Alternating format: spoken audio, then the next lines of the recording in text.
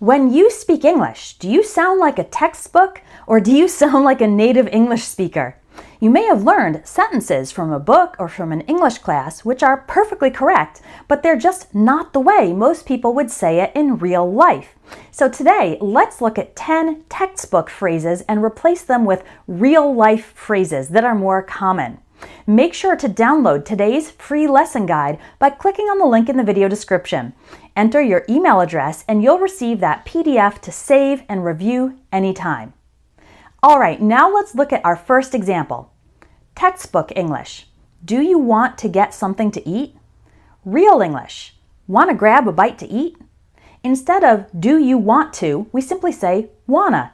And grab a bite to eat is an informal way to say get something to eat.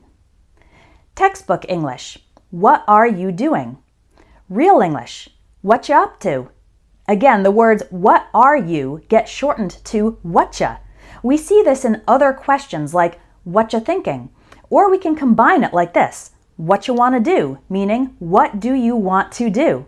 And this little expression up to means currently doing or currently involved in. So what are you doing becomes what you up to. Textbook English. Could you help me? Real English. Can you give me a hand? Give me a hand is give me a hand, and this means to help someone with a physical task, like carrying bags or moving boxes or fixing something. When making a request, we can say either could you or can you, but when speaking fast, these often sound more like could ya or can ya. Textbook English. Please wait for a moment. Real English. Hang on a sec. Hang on and hold on both mean to wait. We are asking or telling the person to wait. And sec is short for second. Textbook English. I am going to leave now. Real English. I'm going to head out. I'm going to get going. Or I've got to run. I've got a jet. Head out and get going are informal ways to say leave. And you could add a little more urgency to it by saying I've got to run or I've got a jet. These usually imply you need to leave because you're running out of time to get to your next activity. Textbook English. Tell me if you are available this weekend. Real English. Let me know if you're free this weekend. In everyday English, it's far more common to say let me know or let me know instead of tell me. And we can also make it more casual by saying if you're free this weekend. That's simply a way of asking if the person is available and has free time to meet with you or do something together. Textbook English. Please repeat or can you repeat? Real English. Pardon? Sorry? Could you say that again? I didn't catch that. Please repeat and can you repeat are phrases I often hear English learners say, but no native English speaker would say it like that.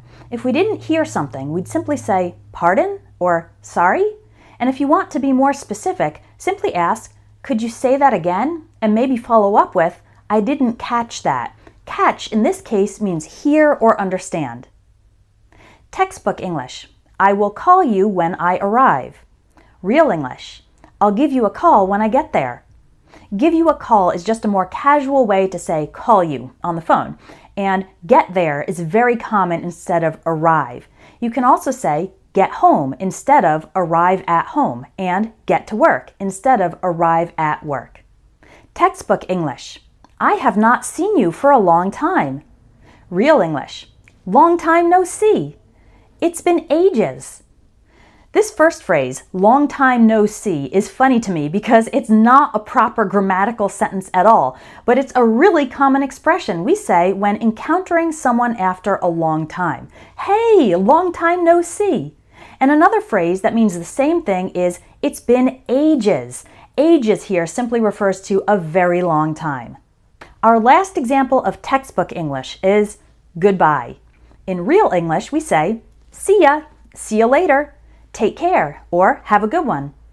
We almost never say goodbye in everyday English, although we might say the shortened form bye, but it's also very common to say see ya or see you later if we have plans to meet the other person in the future.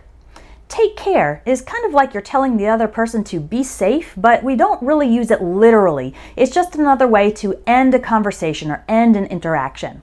Have a good one is wishing the other person a good day, and the typical response is, "Thanks, you too."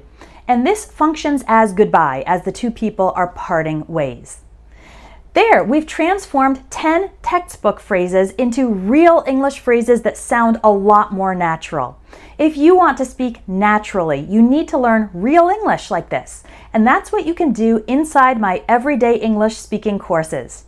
Level 1 teaches you real, practical phrases for day-to-day life to help you speak confidently in any situation. And Level 2 teaches you more advanced phrases and expressions that native speakers use so you can improve your fluency even further. Learn more about these courses by clicking on the link in the video description. Hope to see you inside!